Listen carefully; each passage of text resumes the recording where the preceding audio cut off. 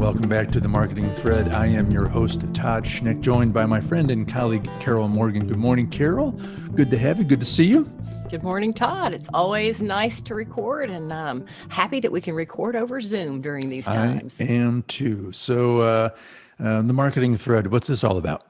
So the Marketing Thread is a collection of ideas and stories and thoughts on marketing. So tips and trends, and hopefully a few things that you can take back and implement within your company today, or at least ideas to get you thinking about what you might implement in the future. That's what this is all about, thinking about some of these things. Well, what are we thinking about today? What's our discussion? Well, today we are thinking about 10 tips for better blog posts. Awesome. It's going to be a very fun discussion, I think. Yeah. So even in 2021, blogging still matters, huh? Believe it or not, yes, it does. It's actually probably one of the easiest things you can implement to improve your SEO and to gain an audience and keep your audience informed. Yeah, we're not just talking about being a blogger, as you know, in the old traditional way we used to think of bloggers. We're talking about more the platform, as I think about it. In that you know, most of the websites you go to these days, news sites, even big time websites like Washington Post. I mean, they're built on blog platforms. So we're talking more about a content platform really than anything else. Yeah. Absolutely. Yeah. And I think that's where people get a little bit stuck on blogging because they've seen the mommy bloggers who want them to send them a case of pineapple for the year to talk about their product or whatever. And those still exist too. I see queries for them all the time on Haro and ProfNet of, this is a traditional blog. We're compliant with the FTC standards, but you're going to send me a product and I'm going to review your product. So, but that's not necessarily what we're talking about. We're just talking about the platform and how just easy to use it is. And, it does give you a softer side of your company for sure. It does. It does. Well, let's get started. Let's dive in. So, kind of our tip number one is frequently asked questions that you can use your blog to answer all those questions you get asked all the time. So, if you've had 2 or 3 potential buyers ask you the same question and it requires a long or lengthy response, a great way is, answer them, but then turn around and turn that into a blog post. And then you can always answer the question when they ask you in person, but you can reference the blog post. I cannot tell you how many times I've done that. I think one example of one of our posts that gets a ton of hits each year is on hashtags. I've had so many people ask me, what is a hashtag? So I just took the time and, I answered that on a blog post. It's when someone says, "Oh, I just don't know what I'm going to generate content about," what I want to do is smack them on the forehead. But then, to repeat in essence what you've said here is, I would say to them, "All right, what are the 20 most common questions you get when you're talking about doing service for someone?" Right. And make a list of that, and boom, there's your content calendar. This is not rocket science. And as you said, you then leverage that in a lot of different ways. You can do video like we're doing here. You can write an article. You can do a million different kinds of things once you have an idea of what these common questions are. I mean, so what's your fact sheet? If you were going to create a fact sheet for your website, there's your content outline right there. It's actually quite simple. Absolutely. And, people just don't, they just don't get it. They don't, or they don't like to write. So then it becomes, scary. But answering those frequently asked questions, you're answering them already. So why not answer them on your blog? Well, see, the way I used to think of this was I would tell people, all right, well, what I'm doing is I'm putting arrows in your quiver. So when you're out in the world and you're talking to someone and they say, to use your example, well, what the heck do I do with do I need to incorporate hashtags into my marketing strategy? The answer is 1, yes.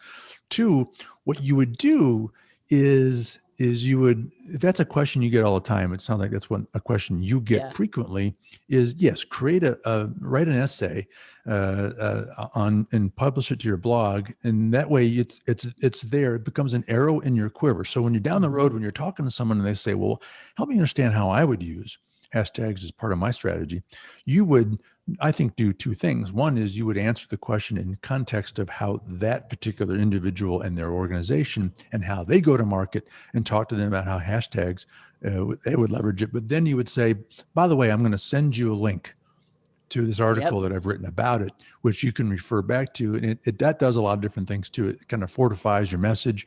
It drives traffic to the website. It helps them build trust and rapport with you. It cements you as an expert. And there's all kinds of values to that. But that's the arrow in the quiver. And when someone Yeah. says, "Hey, what's that all about?" You pull that arrow out of your quiver, fire at them. Boom! They have an instant answer to the question Mhm. in a very well orchestrated, constructed way. Yeah, absolutely. And that kind of ties into tip number 2, which is writing content that's valuable. So, those frequently asked questions are certainly valuable. They wouldn't be asking them if they didn't want to know the answers to them. But, making sure that your content resonates with your audience. And one of the ways you can do this is it's really pretty simple. Every month when you're looking at your Google Analytics, look at what your top 10 blog posts for the month are. And you may be surprised. Often you'll find that one of your blog posts is, I don't know, maybe 7 years old. We actually had this happen recently on Atlanta Real Estate Forum. I realized that one of our top blog posts for 2020 was on the top 25 Atlanta home builders, but it was the post from like 2016, not the post from 2020 that was showing up so high in the search engines. So we just simply went back in, and with the help of data from Market Insight, we updated the top 25 builders for 2020 and published that well before any of their competitors are going to have that, information in June or July of this year. And we refreshed that post and posted it as new content for 2021. So, that's valuable content, but knowing what your audience values. Todd, I don't know. I mean, how many people do you think actually go and look at their top 10 blog posts every month? Oh, most people don't. And because a lot of people don't use Google Analytics and talk about an important tool. That's another idea for a potential future marketing thread, is how to kind of pull some basic information out that, which can completely change your approach to marketing. But because my question was, well, how do you know if it's valuable? Well, one of the ways you can do that is to see, are people actually consuming it? Right. And what is your thought on so using the example, a 5-year-old post was one of your most popular posts. I mean, there's nothing that says you can't. That's the other advantage of a blog platform, is that you can go back to that post and you can update it.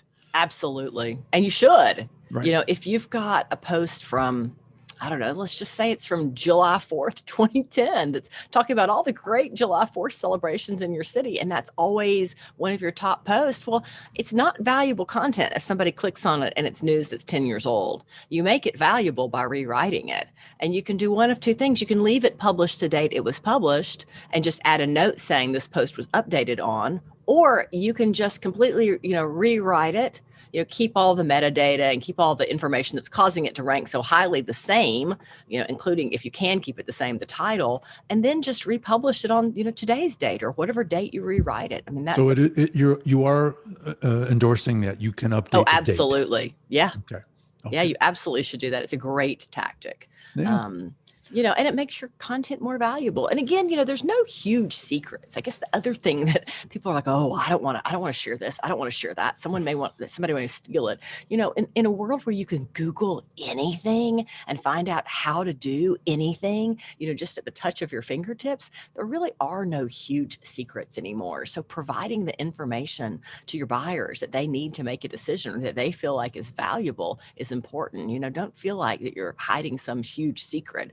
I mean, I guess obviously if you're inventing something, it might be a secret, but people just Pretty rare that I've gone to someone else's website, stole an idea, and tried to market it myself. Most people aren't doing that. So no, people aren't doing that. I don't know why people use that excuse. I think it is just an excuse.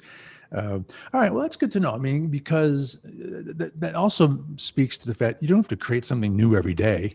Right. You can, we go back to those, that fact sheet idea of what are the most common questions. Well, then create 20 blog posts and just continue to evolve them and update them with fresh stories, with newer data. Absolutely. I mean, you can kind of continue to repurpose and polish these posts because they're, especially if they prove to be valuable. Yeah. Yeah, absolutely. And then, this is something that people don't ever like to hear me say, but more words are better.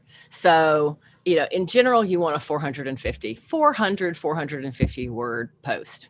That's how many characters it takes, or, words it takes to get indexed by the search engines. And, you're writing these posts just as much for your loyal readers and followers as you are the search engines. So you want to get indexed if you're going to bother to take the time to write it. I always hate going to a blog and seeing, 3 or 4 or 5 great photos and 150 words of text. Because, maybe that's enough for the reader to whet their appetite, but it's not enough for Google to index it.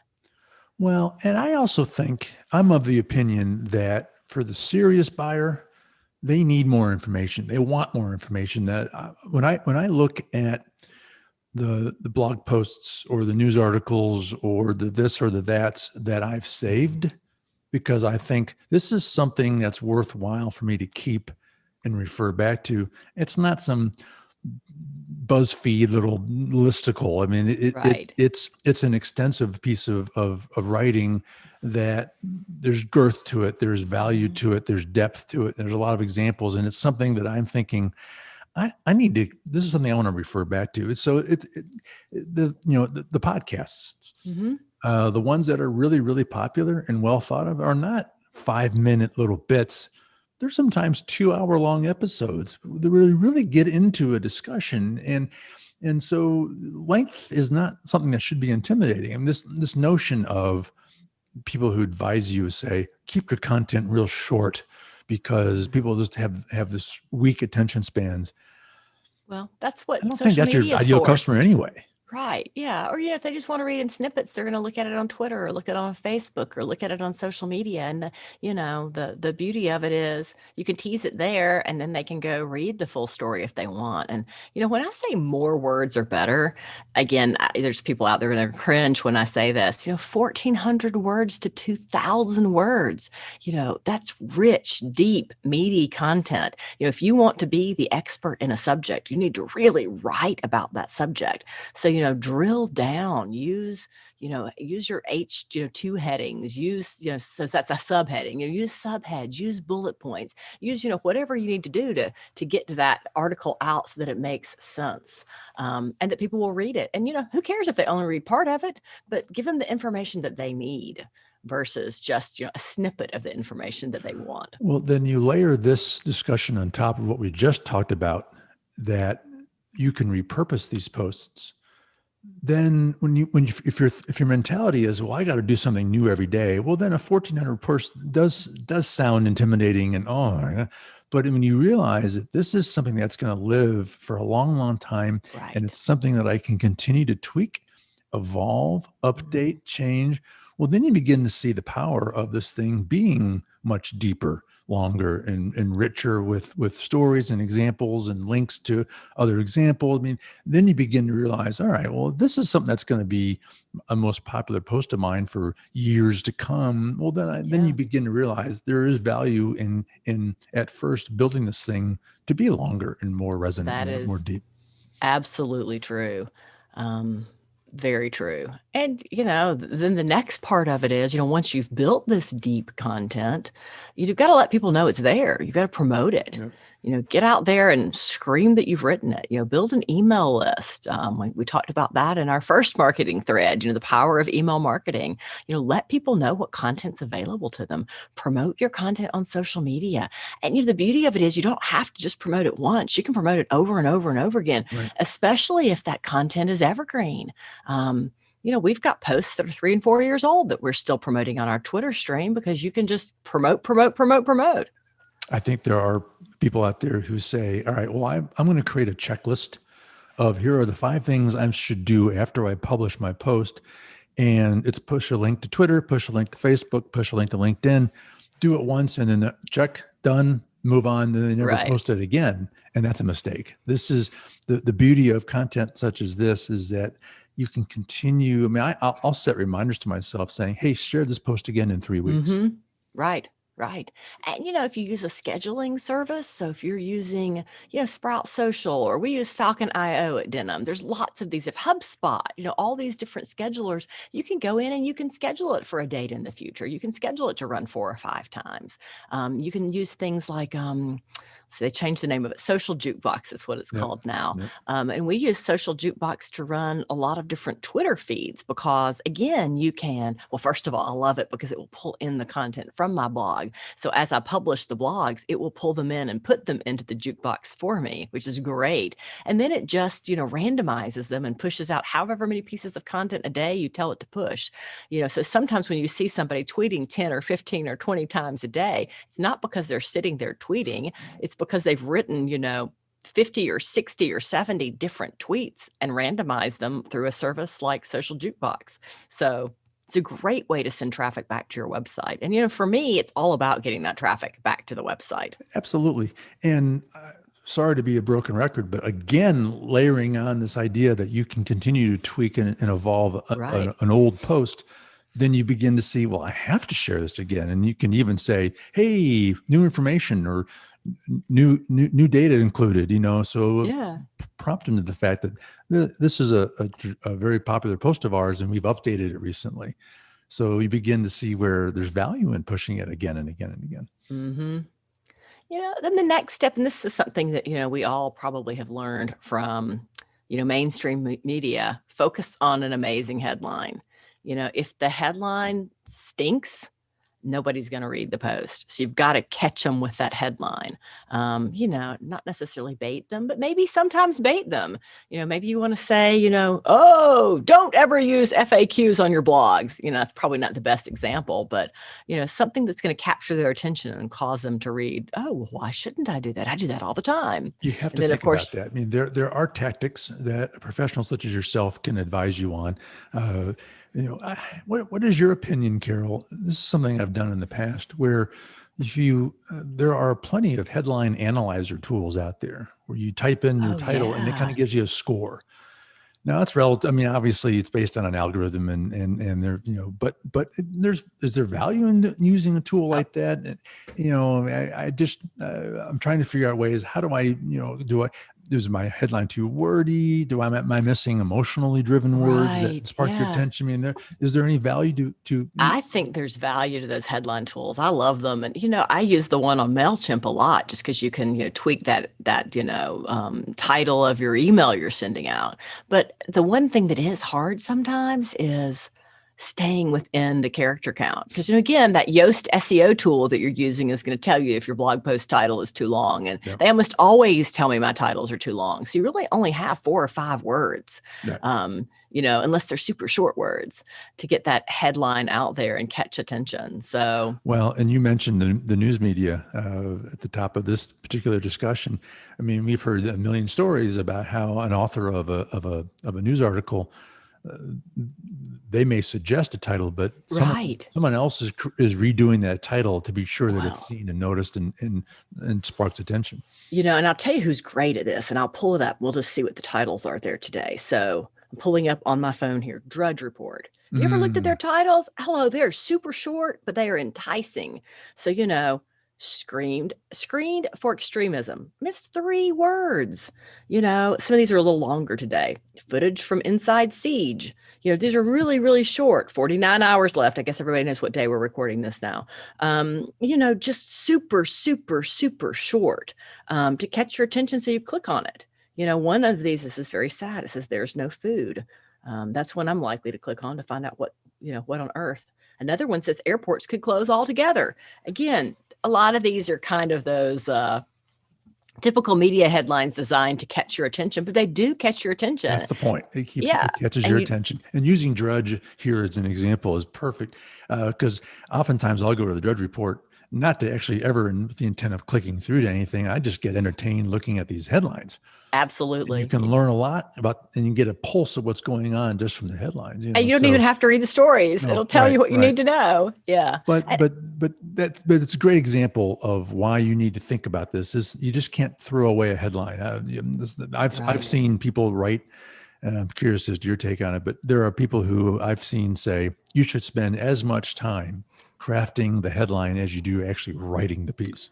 Exactly. Yeah. We were playing with a headline last week for Atlanta Real Estate Forum radio podcast, and it was the Georgia glamping one. It was so much fun for us to record. Yes, it was. And I think it ended up saying, elevate your camping with Georgia glamping. And I was like, that's so super cute. I would click on that. So, it gets the word glamping in there, and, and it gets camping in there, and then it has elevate. So, for those of us who don't want to sleep on the ground, oh, maybe I'll click on that. Yep. So, important to catch their attention. Yep. And then another thing that's important is showing your personality. It's okay for a corporation to have a personality. Yep, it is. Find a way to make it fun. They're how many times do you see a video, or you see a brochure, or you see an article that they're just saying this dumbed down generic corporate speak. Yep. That a million other organizations have said, and it's just boring. It doesn't spark any interest. You got to show personality. I mean, we talked on another episode of the marketing thread about you've got to stand out. You've got to be seen. You got to be sparking interest. And if you're boring, no one's interested in that. There's so much content out there. You got to stand out. And one way to do that is just to be yourself. And it's so funny. People ask me a lot of times, oh, well, you share a lot on social media. Where do you share your personal stuff? And, kind of my rule has always been, if I wouldn't say it to my grandmother, I'm not going to say it on social. But my most quoted quote of all times on Twitter is, it doesn't have to be personal. It does have to have personality.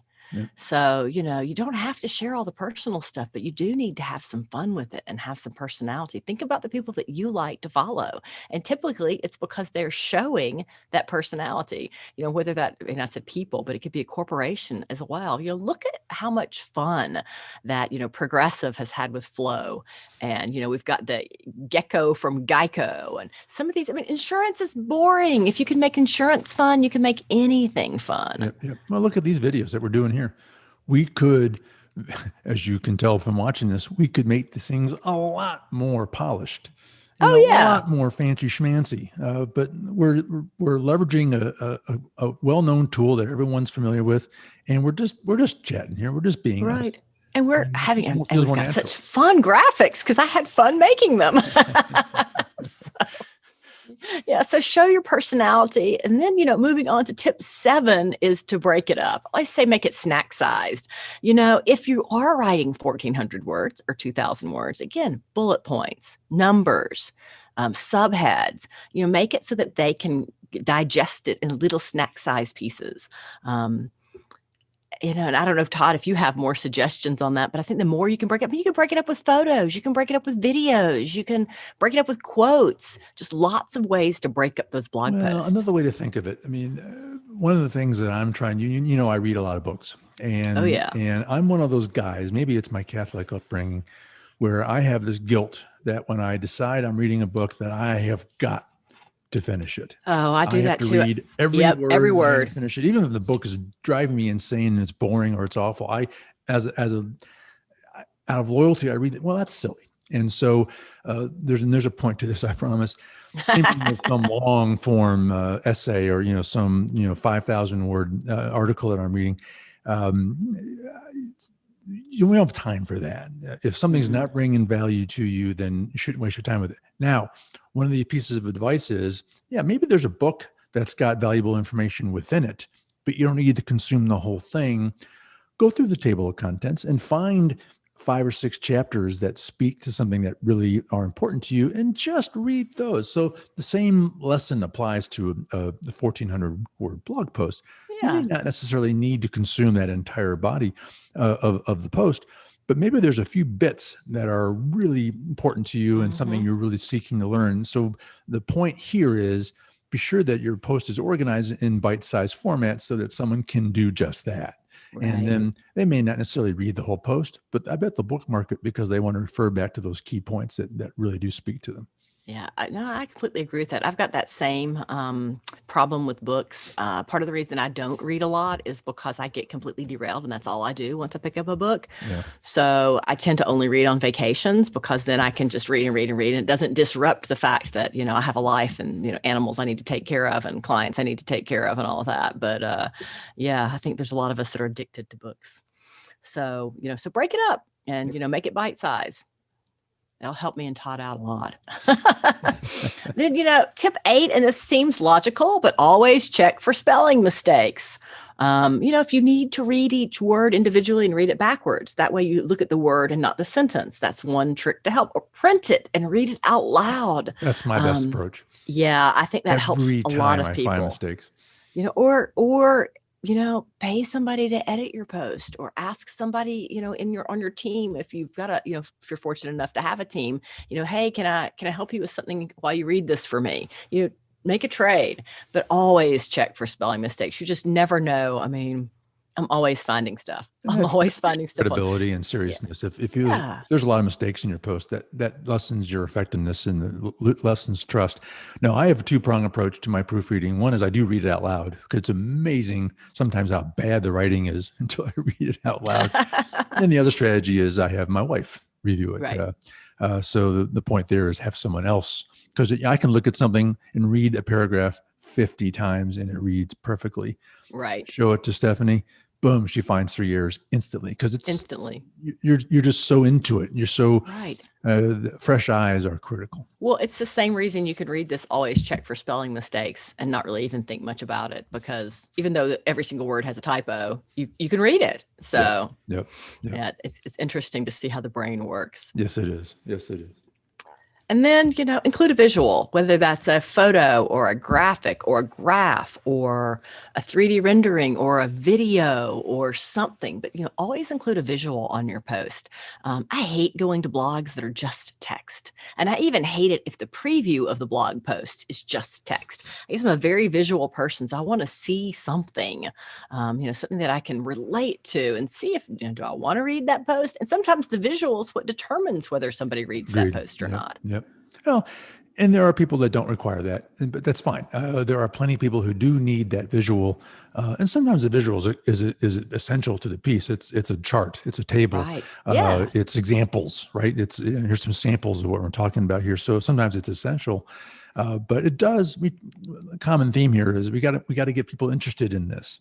Right. Talk about headlines.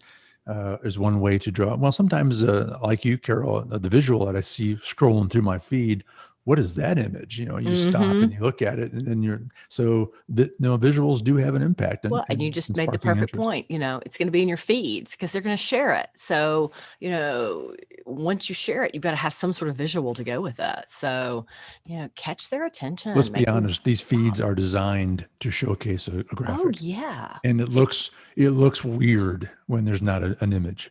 Yeah, I kind of get squirmy when I see those, and I don't want to click through because it just doesn't seem right to me. So, frankly, I think there's value in just posting an image just so that it feeds well to social media.